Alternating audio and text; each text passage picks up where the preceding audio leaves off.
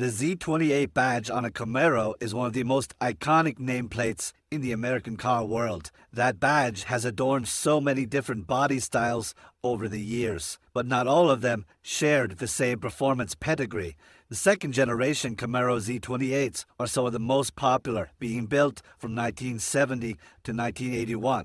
But the Z28 Camaro was a very different car in 1981 compared to its 1970 counterpart. In 1970, the Z28 made a very respectable 360 horsepower and 380 foot-pounds of torque from its 350 cubic inch small block V8. By 1981, though, power from the same size 350 small block was down to just 175 horsepower, and even worse, quarter-mile times were now in the 16-second range. It looked like the days of high-performance American V8s were gone, thanks to increased smog regulations and intermittent fuel shortages. But there was one faint glimmer of hope on the horizon for American performance after all, and that was a series of very special dealer-built turbocharged Z28 Camaros that brought American V8 performance back in the time when it was needed most. And the dealer that built these Camaros was none other than the famous Yenko Chevrolet. This is the story of the 1981 Yenko Camaro Turbo. If you want to see more short-form documentaries on unique cars like the Yenko Turbo Z or even the Yenko Stinger Corvair, then make sure that you are subscribed to the Red Cars YouTube channel, as right now only about 2% of our viewers are actually subscribed, and every subscriber helps build our community.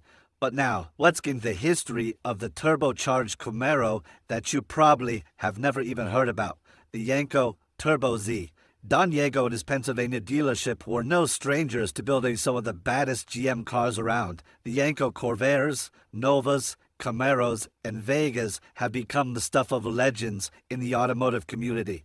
In 1981, Yenko and his team knew that even though the automakers had choked all the fun out of their cars, that didn't mean that the buyers weren't still looking for something fast. Only this time around, there was no high-performance big block or special order options that Yenko could tick a box for on an order form and get.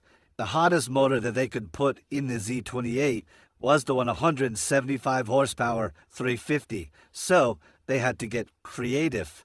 And that need for creativity led them down the rabbit hole of turbocharging, which was becoming an increasingly popular phenomenon. GM experimented with turbocharging their Corvairs back in the 60s, and in the early 80s, they had introduced the 3.8-liter turbocharged Buick V6 and the turbocharged 301 Pontiac V8 in the Turbo Trans Am.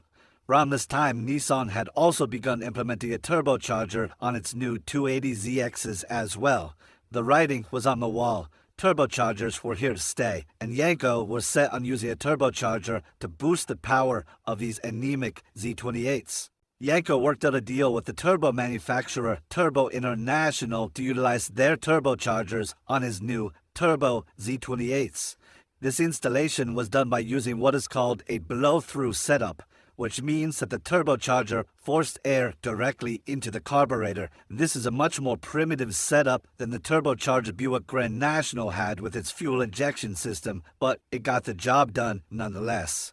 The Yenko Turbo Zs would run 7 pounds of boost through their turbocharger, and they would not use a wastegate. The Z28 had a factory low compression ratio of just 8.2 to 1, which actually made it a decent candidate to turbocharge. Now, what's interesting is that Yenko himself never actually published an official horsepower figure for the turbocharged Camaros. Estimates slot the total horsepower of these Yenko Turbo Zs somewhere between 250 and 300 horsepower. The closest reference point to the Yenko Turbo Z would be the comparable 301 Pontiac Turbo Trans Am, which made 210 horsepower from its turbo 4.9-liter V8. Now, these Trans Ams clock the quarter mile in high 16 to low 17-second range. When compared to the Yenko Turbo Z's 14.5-second quarter mile time, it is clear that the Yenko car had to have made way more power than the Trans Am. All Z28 Camaros that were equipped with the 350 cubic inch motor were paired to a 3-speed TH350 automatic transmission. The Yenko Turbo Zs also all packed a 10-bolt rear end with a long set of 308 gears. More so on the performance side, there were actually two stages of Yanko Turbo Z cars offered to customers, a Stage 1 and a Stage 2 car. The Stage 1 car was the generic Turbo Z that featured the upgraded engine with interior and exterior modifications. The Stage 2 cars were built more as a sports car than a straight line car. All of the Stage 2 Turbo Zs got Koi springs, new wider wheels and tires for improved lateral grip, and more chassis stiffening mods to make the cars more rigid in the turns. On the exterior, you could tell a Yanko Turbo Z apart because of its revised and lengthened front fascia. Plus, its very 80s style turbo writing is pretty much all over the car, so everybody in a 6-mile radius knew that your car was turbocharged just by looking at it. The interiors of the Stage 1 cars featured minor modifications, mainly to the instrument cluster and the dash to house the new boost gauge and other additions. The Stage 2 cars got all of the Stage 1 interior options, plus upgraded leather and a nicer, more sporty steering wheel. These Yanko Turbo Zs were some of the coolest and fastest cars that you could buy new in the early 80s. So how come you and I have never seen one out in the wild in real life? Well, that is because there were just 19 of them ever made. 16 Stage 1 Turbo Zs and just 3 Stage 2 Turbo Zs. Now, Yanko did initially set out to build a lot more than 19 of these Turbo Camaros, but the main problem that prohibited sales of these cars ended up being the price. A Stage 1 Turbo Z would ding the buyer's bank account for a full $11,000.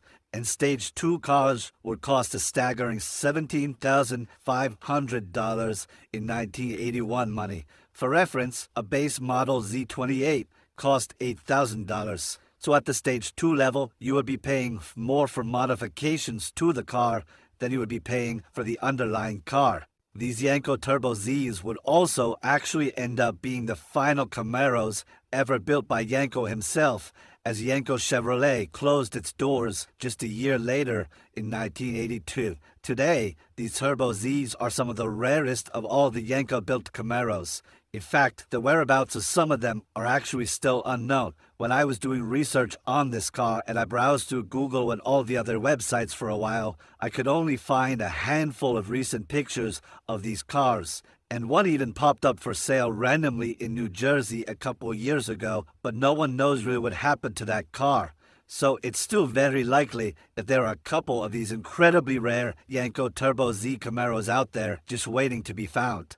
And that, ladies and gentlemen, is the short history of the incredibly rare and incredibly innovative 1981 Yanko Turbo Z.